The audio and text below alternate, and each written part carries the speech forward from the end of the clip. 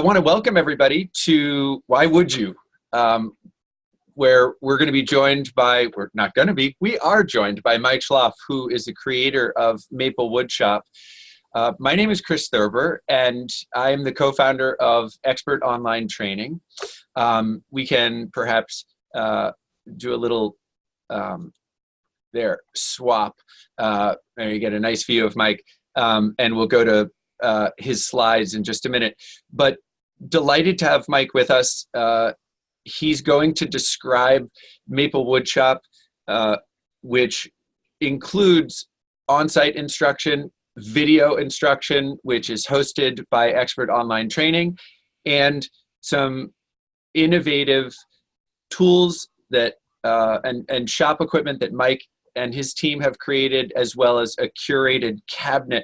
So there's a lot to learn and a lot that we're going to pack into the next hour. And before I have Mike introduce himself, what I want to do is I want to share a little bit with people Expert Online Training. So if you are interested in Expert Online Training as a platform for learning more about woodshop or anything else, you know what that's all about. So I will get us here onto the Expert Online Training website. We host more than 140 video training modules covering a range of topics from leadership and youth development to behavior management, mental health, play. And the easiest thing to do is go to expertonlinetraining.com. You can watch some sample videos. You can hear from our faculty, of which our guest today, Mike Schloff, is a part. But you can see here as I show you the EOT faculty, this is very much a who's who of the youth development world. And for any director or owner of a summer youth program who has ever felt that they do not have enough time with their staff on site to do all the training that they would like to do prior to the start of the summer, Expert Online Training is for you. Expert Online Training also, as I said, hosts the MapleWoodShop videos, which means this is also a training tool and a library of resources that you can use during the summer. So if you discover, or one of your staff discovers, hey, I have a student in my, or a camper in my cabin or in my group who has some pretty significant ADHD, well, then you can go to your topics here. You can, click on Leadership Essentials, and you can watch a video about managing ADHD. There we go, attention deficit hyperactivity disorder. Or you say, I have woodshop coming up in a couple of hours, and I would like to a quick reminder about that project that I may have learned about in the spring. So you're a subscriber to the MapleWoodShop library. You just open that up and you want to review some shop safety or some tool use. My example is a project, and you can see that there are some awesome videos here. So we are very proud to be the best learning management system on the market for youth development professionals and the most widely used resource for youth leaders. And with that, Mike, I'm going to send it over to you to talk about MapleWoodShop and the work that you do. And there's a lot to talk about, so I'll try not to interrupt. And I'll, while you're introducing yourself, hand the host controls over to you, because I know you have some slides that you're going to show us at some point. So have at it. Fantastic. So welcome, everyone. Thank you, Chris. Very excited to be here. And what we'd like to do today is help you, bring woodworking either back to your camp or into your camp. So my background, I'll explain this in a couple minutes in the video, but in a nutshell, MapleWoodShop exists to help empower kids to learn life skills through woodworking. We use hand tools because they're safe. We encourage the use of hand tools because they're safe and they require a much smaller footprint than power tools. And our business model really is to train your staff, equip your camp and support your camp so that you can have a sustainable program. So with that, I'm going to just I do not multitask, so I'm going to try and take over. Let's see. So Chris, I do have to. Oh, is that working for you? Okay, so here we go. I'm going to exit full screen, and then there you go. I can, I see my controls. Oh no, wait, where do I take over? You gave me control. Yeah, so here you go. Oh, share screen. Fantastic. Yep. I'm back. Thank you. So folks, we gave this presentation once at the American Camp Association Tri-State meeting. And so in a moment, I know there's a lag, so I'll try to, we'll accommodate that. We had allowed 32 people to come to this session because we only had 16 hammers and we wanted everyone to work on a little string art project. So if you're so lucky that you have a hammer with you now, hang on to it, listen for a little bit, and then we'll answer any questions you have as well, and you can do a string art after. So the first thing we started with was, you know, how many people have a woodworking program now? And if you want to use the chat function, you can say, you know, if you do, and if you don't, we're always curious to know why. Oh, you know, it'd be cool, Mike. Let me just interrupt. I put together a little poll that people can take, and we'll see the results on the screen. Do you want to briefly hand over host controls to me, and I will. I'll do that poll, and I think we'll get some cool answers. Absolutely. All right, awesome. I'm going to give you. I will. Can I make you co-host? Does that work? You can give it a try. Let's try that. So, all right, awesome. Co-host. I think one of the things about woodworking, which for this audience is, you know, something you do every day, but you roll with it, right? Yes. We have growth mindset as camp. All right, so here's our poll. Which description best characterizes your current woodworking program? Very good. So there's we don't have one yet. We kind of have one, it needs improvement. We have a solid program using hand tools only, solid program using a combination of power tools and hand tools, and my favorite, we had a great program, but the person who ran it for years just retired. So 8 of 14 people have weighed in, which means 6 people are shopping on Amazon or something. Come on, you're here. Join us for the webinar. There we go. Somebody woke up. 9 out of 14, 10 out of 14. I feel like I'm winning the lottery here. 4 people went off to the bathroom. 3 people went off to the bathroom. All right, so you know, it looks like we'll let those 3 people. 2 people. Somebody came back from the bathroom. So there are your answers. Now, Chris, can you set another one that is? We want to get at the why, right?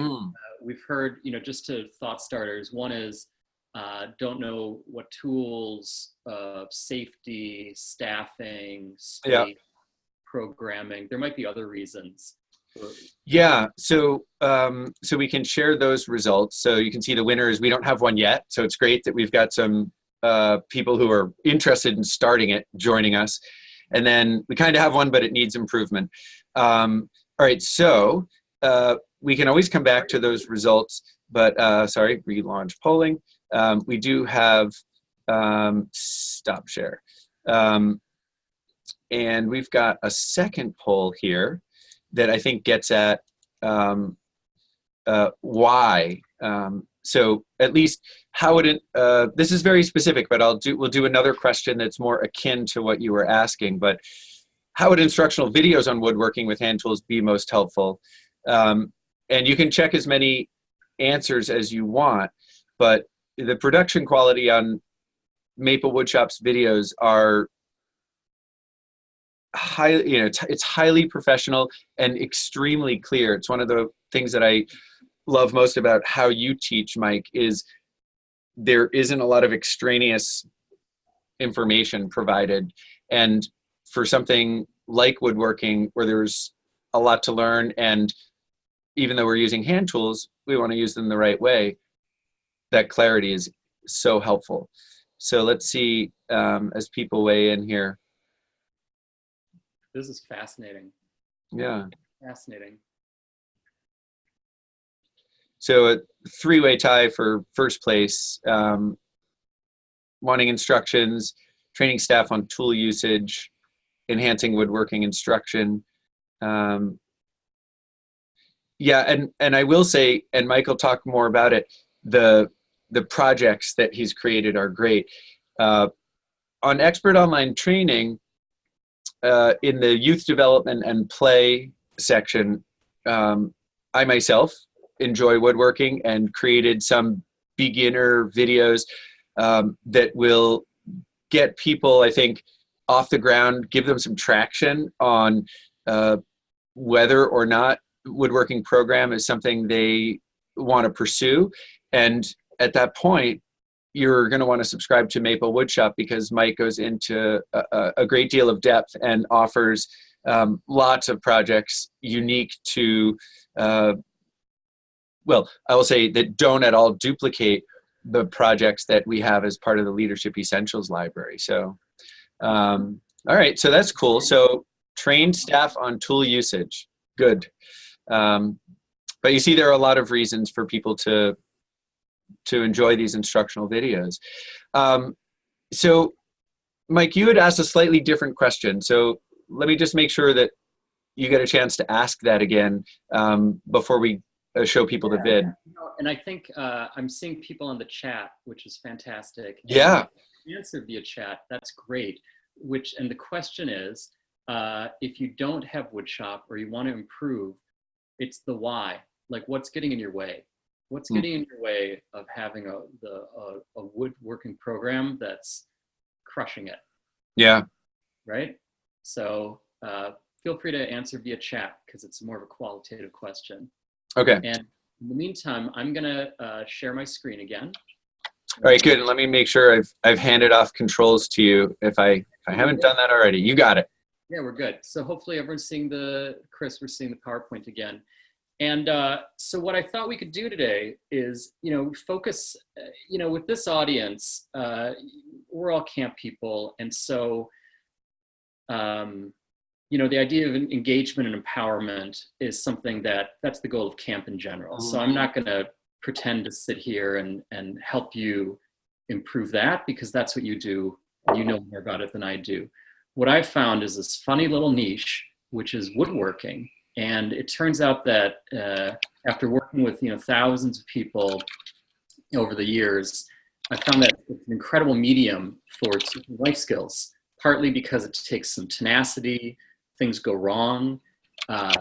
There's a lot of collaboration, as Chris was earlier saying. There's a lot of problem solving, a lot of creativity, a lot of ways for people to express their individual identity. And while I have created a program, a commercial program, there's ways that you can do some things on your own as well. And Chris has some videos on that too, because we would like to see, every kid doing woodworking and don't want to see anything get in your way. So the agenda for today is, how do we do a number of things, like create agency through woodworking, using hand tools, which is clearly of interest to a lot of people, staying safe and positive. How do you hire and train staff, include campers of all abilities, and express ourselves? And, to start, I wanted to share a little bit of how I got here, because you're always wondering, like, all right, who's behind the screen? And I will preface by saying this might be a little choppy, but we'll share the video afterwards. It's fairly short, so let's hope it works. Cool. People ask me why I started MapleWoodShop. Well, in 2014, I worked at a maker fair running a woodworking table with kids who used only hand tools and made little footstools. I could not believe how engaged and excited these kids were to do woodworking. I also was surprised how much I enjoyed it. So I left my corporate job and founded MapleWoodShop.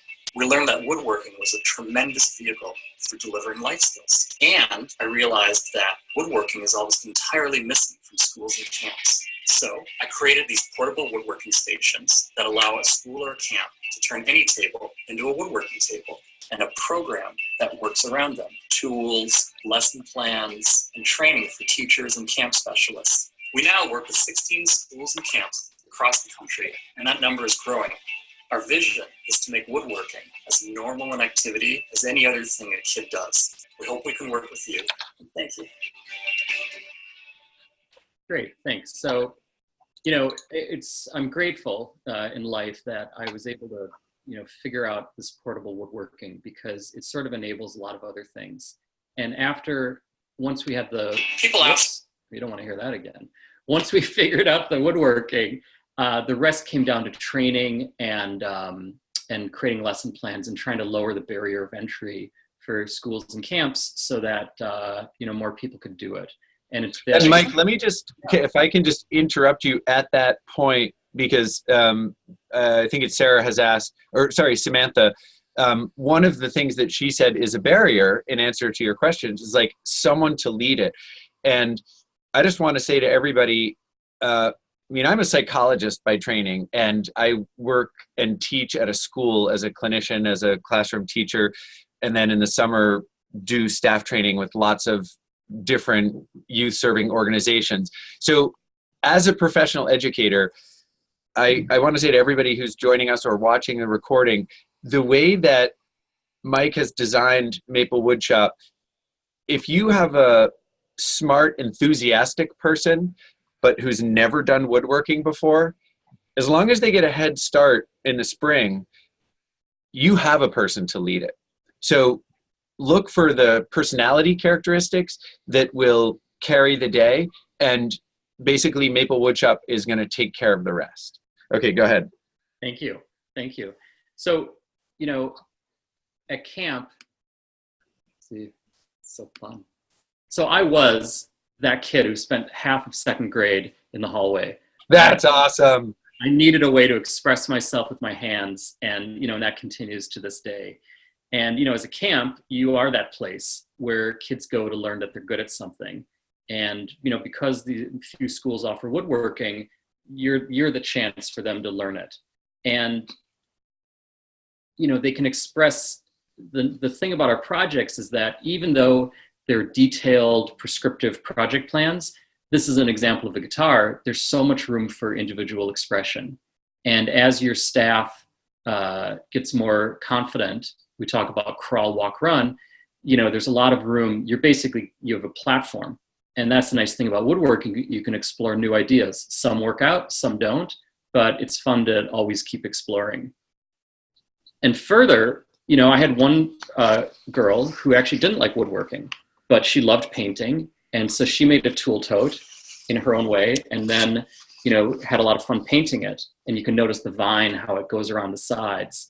And even once you go beyond the make and take, you get into legacy projects. So this is an example in an elementary school where we made a huge mosaic from Wonder, the book Wonder.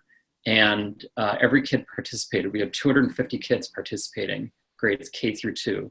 As you get older, you can think about legacy projects, benches, that kind of thing. So, it's just this idea that, woodworking, there's a lot of ways for people to express themselves. We find, woodworking is a powerful one. So then, why do we use hand tools? And the idea is that we use hand tools, because they're safer. If you start cutting yourself with a saw, you stop. If you do it with a power saw, it's too late.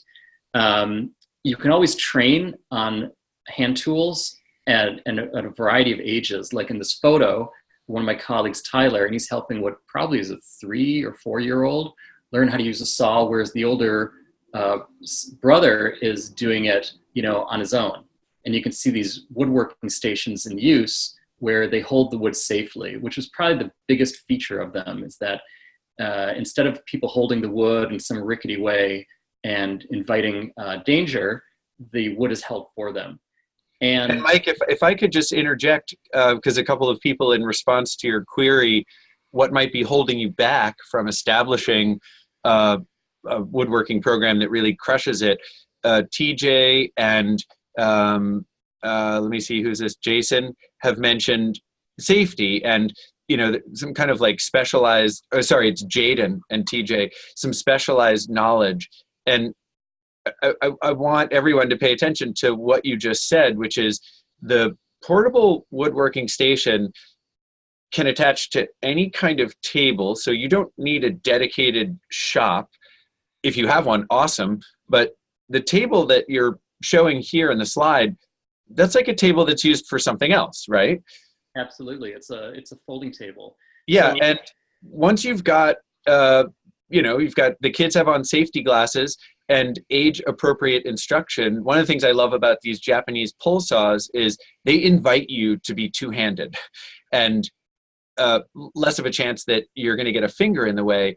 But repeating something you said, for anyone concerned about safety, well, which should be everyone, but if you haven't ventured into a woodworking program, it's a question that's foremost in your mind. You are controlling a hand tool by definition, and if you begin to nick yourself, as Mike said, you reflexively stop. It's very different, except for $4,000, saw stop table saws or something. No power tool is going to immediately stop when it comes in contact with human flesh. So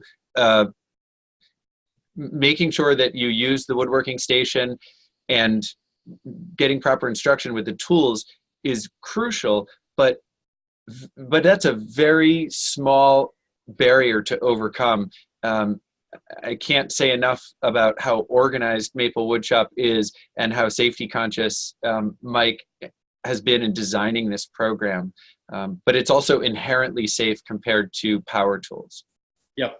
And, and further on that point, there's ways that you can ladder up the kits. So for example, starting with a simple tool like a hammer and doing a string art project, Mm-hmm. you can put the saw in their hands, or, having stations like this for younger kids, whereas older kids can work more independently.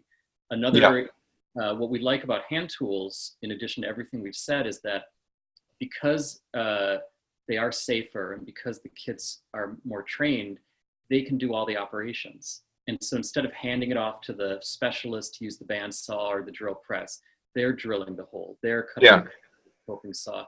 And the idea of them transforming a plank into a project is really powerful. They struggle, Yeah.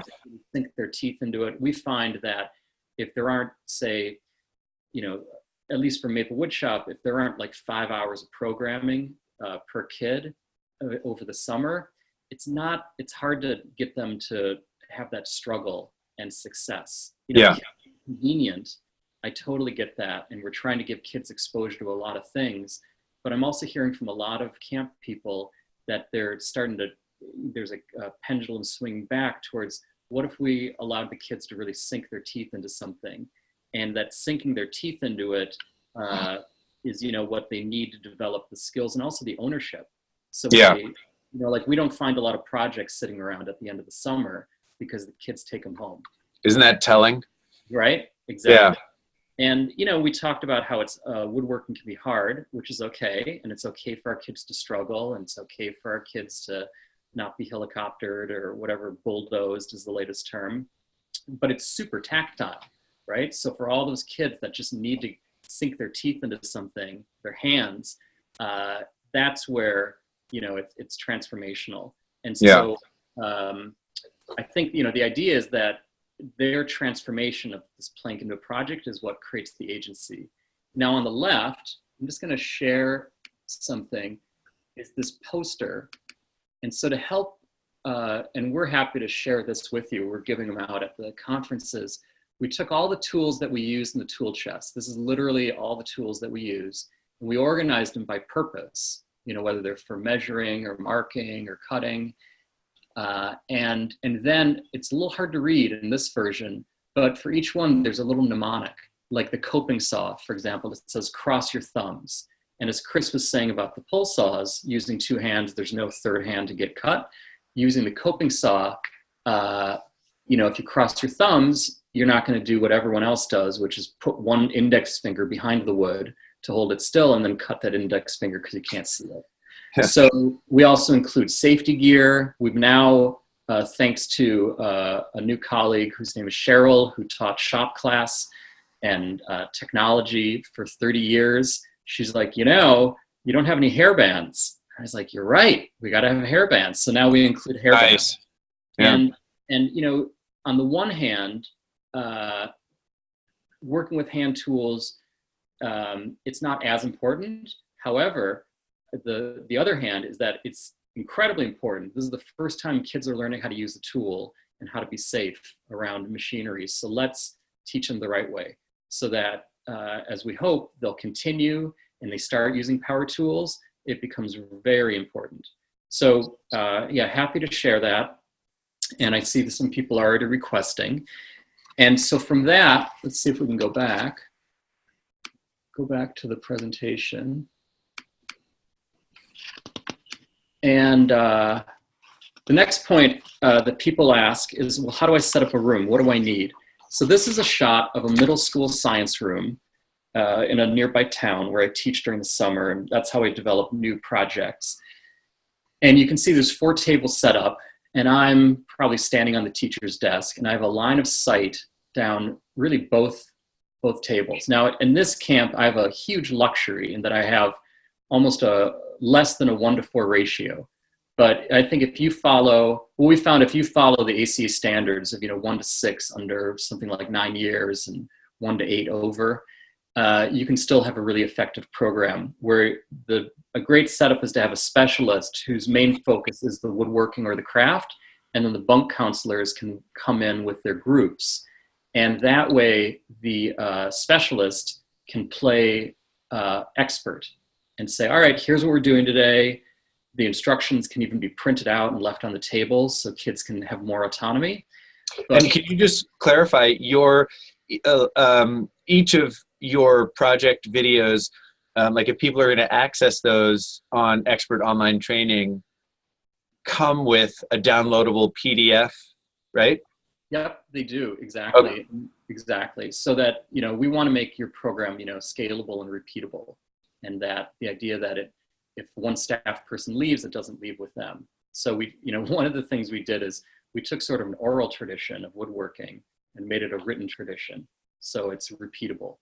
That's awesome. Knowledge stays with you.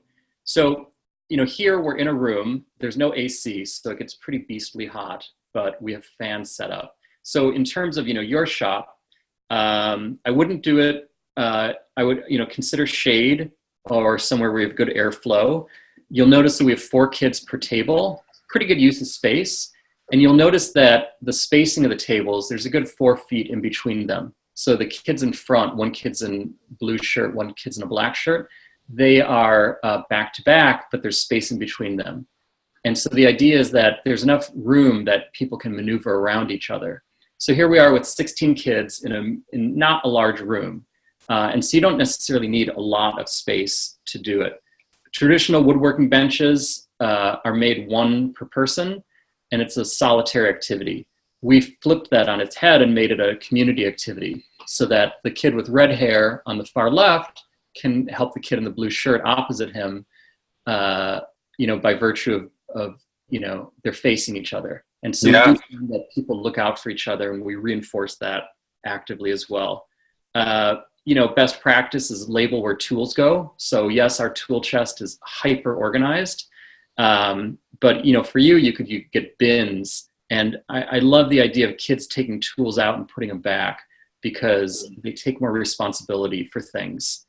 Poster safety rules, which is, best practice from ACA. And then, just consider where you can put projects in progress. We adopted sort of an IKEA model of flat packing projects. So people write their names on the very ends of the boards so they can be stacked flat. Nice. And it saves an enormous amount of space. And the very last step of any project is to actually assemble it. So even if each piece is bristling with nails, it's still flat packed. And that way it leaves at the very end. Let's see. Again, with these workstations, you might have noticed in some of these photos, they're all wood. And part of it is aesthetic. Part of it is that if you nick the workstation with the saw, it's metal on wood. If you have a traditional vise that's metal, now it's metal on metal and your saw is ruined. And I notice when I visit camps, the ones that do have woodworking, the tools often aren't sharp, which is incredibly frustrating. And it also can be dangerous. You know, a sharp tool is a safe tool, like we learned from cooking. So we definitely encourage you to like check out your tools, and we're always happy to fill in the blanks so you don't have to buy things twice. But definitely, like, sharp tools are good tools.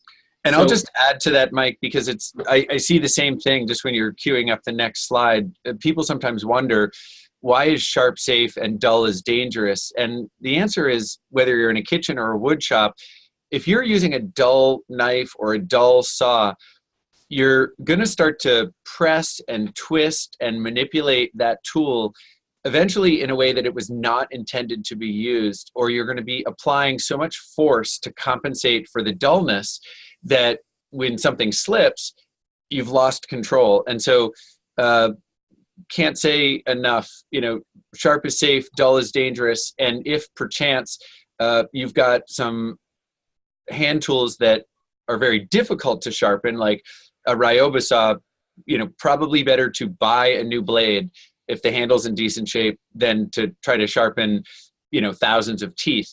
But please, everyone, heed Mike's wise counsel and keep your tools sharp. It's really much, much safer. And so, yes, so tools are important. Now, regarding like staying safe and positive, this is just the a page from the American Camp Association website. What I want to call out is that middle link there is staff skills verification hand tool woodworking. We created checklists so that these are free as an ACA camp that you can download. We can send you the link afterwards.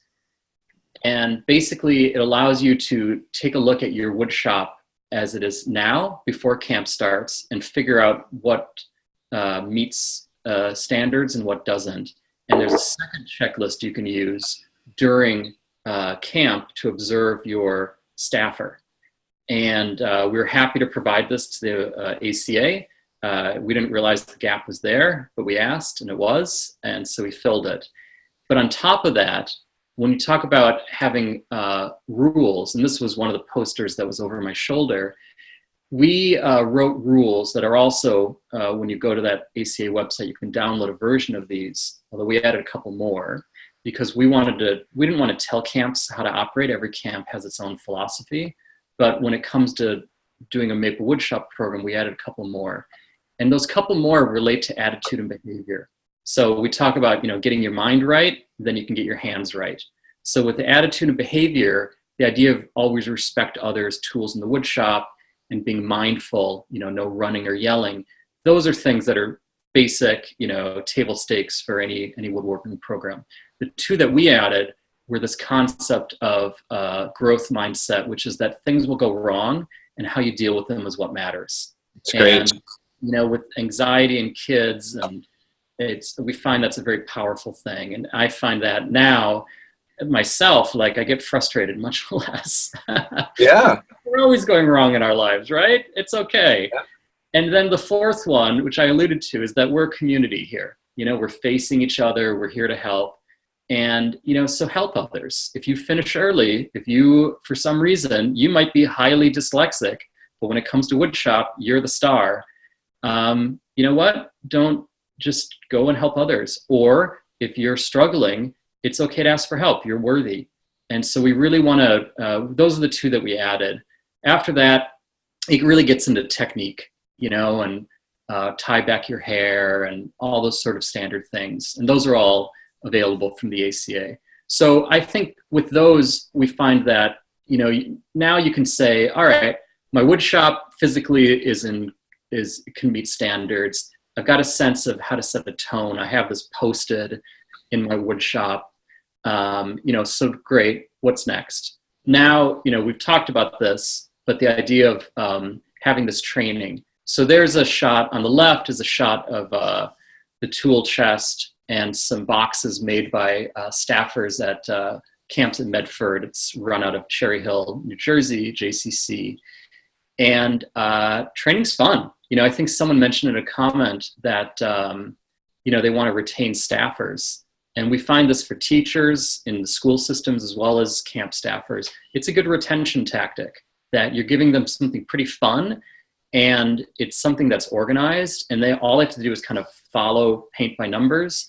But for the people that want to go beyond that, it's a platform where they can. So we've found both types. And what I also like about the shop is that, yeah, of these 4, none had any woodworking experience. And so the idea that, as Chris said earlier, you can take someone who's great with kids and we can help them learn enough about woodworking that they can make the projects. Mm-hmm. And that's enough. It's not we're trying to lower the bar so that it's more accessible. And at the same time, if there's people, in our experience, about 10% of the people we train have any woodworking experience. So 90% of the people don't. That's amazing.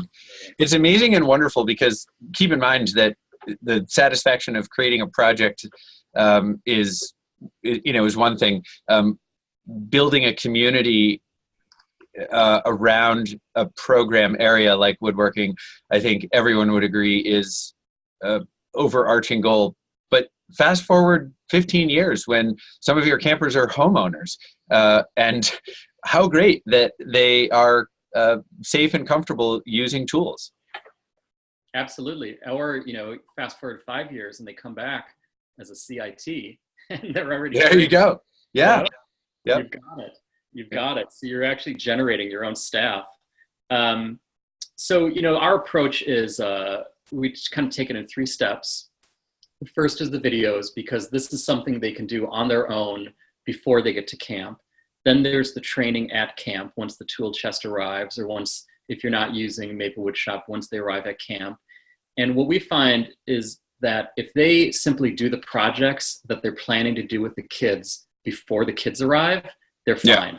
Yeah. It sounds simple-minded, but it really was like that was the key. So we use videos, then we use live training, which can either be in person or remote. We've done Skype sessions. And then after that, we follow up and make sure that people are making the projects. And we also provide camps for our projects, at least with consumable spreadsheets, so that your facilities people can prep, a session's worth of lumber all at once. Yeah. And reduces the kind of operational overhead. In this way, because the training's super routine, because the projects are all documented, if one of these counselors, moves on, because, whether it's international staff or college staff that's, harder to find and retain, we appreciate that. So for the next year, it'll be the same training. And what we do is every year we add new projects so that when your kids come back, they have new projects to do. Yeah. So another question people ask a lot is programming. And so when it comes to programming, this chart shows if you had like 8 sessions, this could be 8 days in a row at a specialty camp, or it could be 8 weeks, and it can grow or shrink. And the idea is to calibrate the projects to the age range. So I kind of break them up by 1st to 3rd, 4th to 6th, 7 to 9. And then we have this progression. We talk a lot about crawl, walk, run. So crawl, start with safety, of course, then a simple project where there's no wrong way to do it. And kids learn a tool. So with the younger kids, they learn a hammer and pound in some nails, rainbow loom bands, and you've got string art. Older kids, they're making, we call them Jenga blocks, but really they're learning how to use the Ryoba saw. Yeah. And, they move on from that, and they move on to more projects that have an actual order of operations. And then at the very end, the scrapitecture is for that slop time, right? Like some kids finish early, some kids take longer, maybe there was a rain day or a heat wave. And so the scrapitecture is in some ways the best part, because the kids know how to use the tools, and they've, in the back of their mind, they've been thinking about something they want to make. And you have this huge scrap bin full of pine. And so they get to rate it. And the only requirement is that they take it home with them. And we're able to empty out a lot of our scrap bin. I guess you could use the rest for a bonfire. And further to that point, you can use all the shavings, you can compost them. It's great brown material. Yeah. So In terms of programming, though, it should be scalable, repeatable, transformational. And that's what we like, is that, the projects take time. If a kid misses a given day or week in the middle, their parts are labeled, and they can make that up during these other, the later times. And so, yeah, feel free to post any questions. We just have one more slide, which is, we've covered a lot in a short amount of time. We talked about, how using hand tools and allows kids to transform projects and build that agency. We talked about the space requirements for a wood shop, talked about safety standards and setting camper expectations that, they're going to help each other and things will go wrong, and that's okay. And then, this idea of whether it's programming or staffing and training of how to make it sustainable so that you can continue this year after year and have a flow of projects where kids can grow from just the very basics. And I find that, you might see this with other things, but there's a half-life. Like you might forget 80% of what you learned the year before, but you're still 20% better. And so over the years, they're going to keep getting better and better and keep building up. And you can even have projects where it's independent study, where they have to design a project. You give them a design limitation, like a 3-foot plank, but they can build whatever they want. Or, they can do legacy projects and start building things that stay at the camp. There's one project I did with a young man who actually has autism, and we built a full-size chair. He was cutting 2x4s lengthwise, so 24 feet lengthwise with that same saw, and built this beautiful chair. It's called Wave Hill. It's like an Adirondack chair, basically same size. But we were driving 2.5-inch deck screws with this brace drill, and it was just lovely to see. So there's really no limit. If you think about it, the kids are building things the same way adults were building back in the early 1800s. That's the tool set that they have. Except, there's a couple more tools that they could have, but we haven't figured out how to make them safe yet. So the point is, you've got a platform that can be used in an incredible variety of ways. And yeah, we love to see kids working together, working safely, growing. So let us know how we can help you. What questions do people have? Yeah, so what I would say is, I'm looking at the chat room here, and a few questions that people had asked earlier, Mike, and I'm glad you put your contact information up for people. One is, you mentioned in passing, if people want to, if they say like, well, we've got some tools, I think we used to have a program, or I know we used to have a program. What would they do to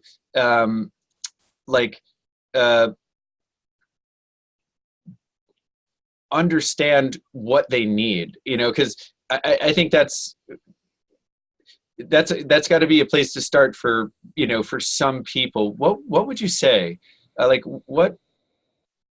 What would be the step to take, like this afternoon, when people are like, all right, I'm going to go to the shed, or I'm going to go to the shop, or I'm going to go to the closet, and I'm going to look to see, give people a little guidance about where to start understanding where the last person left off.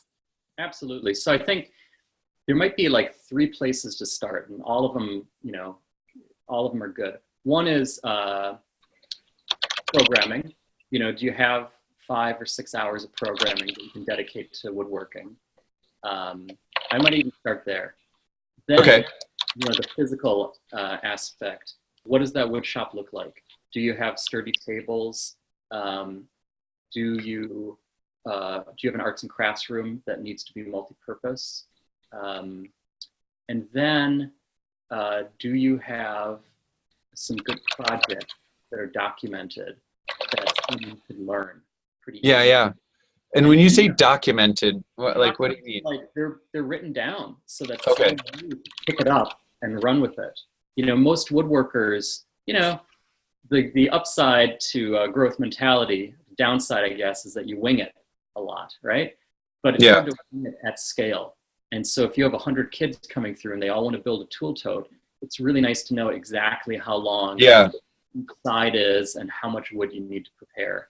So, you know, I would start with, is there enough time to do a project? Is there a good place to do the project? And that place, you know, depending on whether you do it yourself or whether you do it with us, you know, there's flexibility. And then is there some good projects to do? Yeah. Those three things, you're in pretty good shape. The fourth thing after that would be look at your tools. Are the tools old and rusty? Do they need a refresh? Or, you know, which ones need to be swapped out? Yeah. Those are things you can do in, you know, the April timeframe before. I know things are already busy, but those are things you can do, you can still do for the summer. And you could even treat the summer as a pilot, you know, and try something out.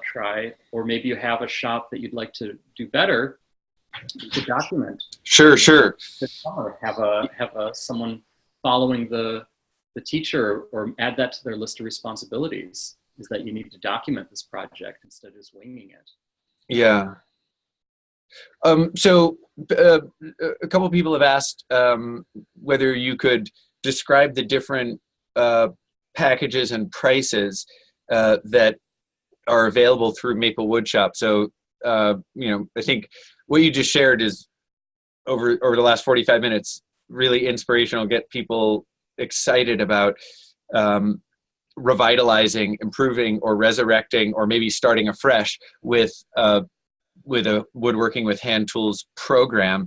And by the way, you, again, one other thing you mentioned in passing is this can be an outdoor activity, it can be a rainy day activity. You saw the woodworking stations that Mike invented, and imagine taking some of your folding tables outside on a beautiful day. This does not need to be under a roof. It's extremely versatile and extremely portable. And Mike, I think it would be great for people to know what are the different plans and pricing. So I want to do this.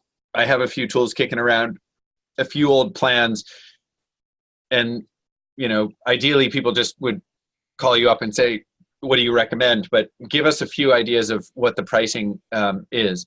Absolutely. So in terms of pricing, you know, on the low end, if you're already an expert online training subscriber, you know, for basically $200, you can add this library, and you get access to the training videos that show how to use different tools, as well as downloadable lesson plans. Okay. Now, if you're not a subscriber, it's $700. The only caution is that, you know, I designed the projects to work with our workstations and work with Japanese saws. To convert to Western saws and your vices, it's a little bit of, you know, rethinking, but it's not impossible. You could go that route. Another option is, you know, we can consult for you. And so, you know, for $150 an hour, we can help you, you know, be the woodshop whisperer. And then if you want to go, if you're trying to just go from 0 to 60 all at once, we price our programs by how many kids at a time. You know, like if your bunk has 8 kids at a time, or 12 kids at a time, or 16 kids at a time. And we offer like purchase, lease, and rental options. And I can share that if you want to see it. Is that appropriate? Yeah. Yeah. Okay. So,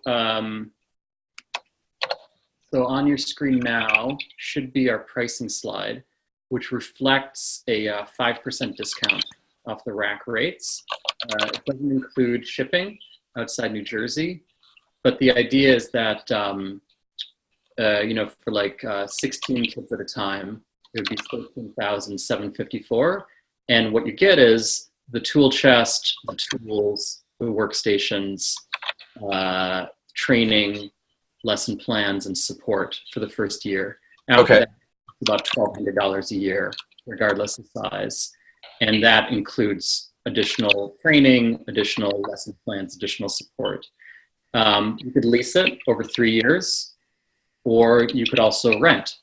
And if you decide to rent and buy during the summer, this same summer, we would apply the entire amount of the rental towards the purchase. Okay.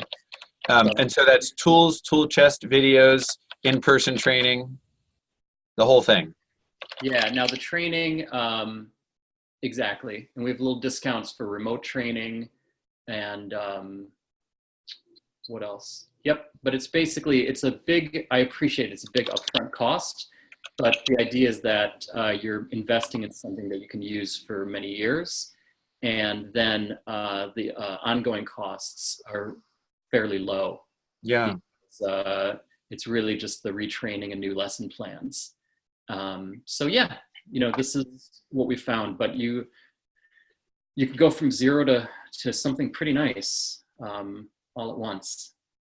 Well, I think if people consider the longevity of this program and the ways in which it accelerates youth development, as you said, you know, this is a big nut for a lot of people when they look at these numbers, but not if you compare it to like, hey, we'd like to start water skiing. How much does an inboard ski nautique cost? And you know, minute for minute, the increase in self-confidence, the increase in a tight-knit community, the ways in which you're stretching kids' thinking, you know, you know, I guess I love woodworking so much, and the way that you do it, Mike, because it's such a contrast to what kids experience in a traditional classroom setting.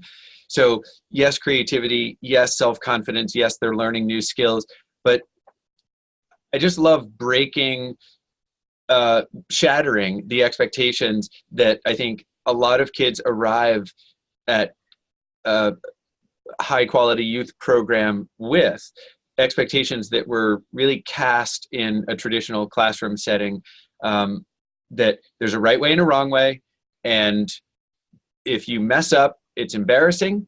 You're going to lose credit, and your peers might even give you a hard time about it. And as you've described woodworking with hand tools, especially the way that you've designed it, it's the opposite of that, right? You tell people at the outset, your mistakes are going to happen. You're gonna like forget that you weren't supposed to, you're supposed to stop cutting there and go across, and now you've sliced it all the way through. Okay, what are you gonna do about that? I mean, now it's become a decorative element, or it's part of your, scrapitecture. So it's an attitude shift as well that I think is really relaxing. To have kids involved in an activity that they've maybe not done ever before, or only done a little, and experience it as a low stakes, high yield event is, you can't pay enough for that. So people are going to invest a lot of money at the outset if they want the whole package, including expert instruction from you and the tool chest with all the tools. And they're not going to have to spend that next year or the year after or the year after. That's a single purchase that's going to last, with the occasional tool replacement, for 30, 40, 50 years, and if they're following the instructions and teaching kids, as you said, this becomes self-sustaining, and you get internal leadership development that helps that program continue to thrive. So it's I don't know. I gush because it's easy, and having done a woodworking program at Camp Belknap, what I saw was a transformation, as you and I have talked about a bunch before, from really disinterested group of kids who were engaging in some minor misbehavior because they were bored, because we were doing kit-based arts and crafts, where all the measurement was done, all the coloration was done, and it was assembly that insulted everyone's intelligence. And you simply can't do any of the things that you were talking about, like build community or get kids to adopt a growth mindset, or take healthy risks. You can't do that with a kit. It doesn't hold kids' attention. It doesn't promote youth development in any meaningful sort of way. And one of the side benefits of a program that does what MapleWoodShop does is more compliant kids. You haven't taught your staff any magic behavior management tricks. You've just engaged the kids in an activity that's captivating. And so they're focused on the project, not, causing trouble because they're bored. It's fantastic. We have a minute left. So if you'd be so kind, Mike, let people know how to contact you again. And I'll remind people that on expertonlinetraining.com, if you scroll down to the bottom, actually, maybe you could scoot me over the host controls for a second. I want to show people where they can find a recording of today's webinar if they missed the beginning, or they want to rewatch it, or they want to show some of their friends. Fantastic. So I'll just show people, if you go to expertonlinetraining.com here, and let's see, I can close that. If you scroll down to the bottom, you'll see right here, EOT Express. And Expert Online Training Express is where we have a lot of our supplementary educational materials. And you'll be able to access in our webinar series here, if you click on previous webinars. And Mike, are you also going to post this on your website as well? We'll post it. Okay. So, MapleWoodShop.com, and you can get in touch with us. And we'd be very happy to help you out. We know summer's right around the corner, so yeah, let's talk soon, or let's start a relationship so we can get you ready for 2020 as well. It's all good. Awesome. And I'll point out to people, because one last question is, if people are subscribers to Expert Online Training, I'm just on our library topics page. If you're already an EOT subscriber, you're subscribing to Leadership Essentials, a subset of which is child welfare and protection. But MapleWoodShop is an additional library, and that would be payment either through MapleWoodShop or through EOT. Doesn't matter, whatever's easiest for you. Quick pitch for Prep for Camp: if you want to cut the intensity of kids' homesickness in half, that's a $10 add-on, and I don't know why you wouldn't want to do that, because unless you're really excited to have kids be homesick at your program, we're offering something that promotes adjustment and helps all kids, whether it's a day camp or an overnight camp, with a separation from home. So Mike, you may have muted your video by accident, but I'll let you have there you are, the final word here. We're really delighted. You know how fond I am of everything that you've created, and it's been really fun for the Expert Online Training team to partner with MapleWoodShop. If you have a closing word or two and remind people how to get in touch with you, that would be fantastic. Wonderful. So thank you, Chris. Thank you all for attending. We hope we've helped you find a way to take the empowering benefits of woodworking into your camp in some form or another. And reach out to us at MapleWoodShop.com, and we'll be happy to continue the conversation there. Fantastic. Thank you all. All right, great. All right, well, an hour's gone by too quickly. We're grateful that so many people have been able to join us. Mike, I look forward to our next conversation. And yeah, happy woodworking, everybody. Happy summers all. Take care. All right. Take care.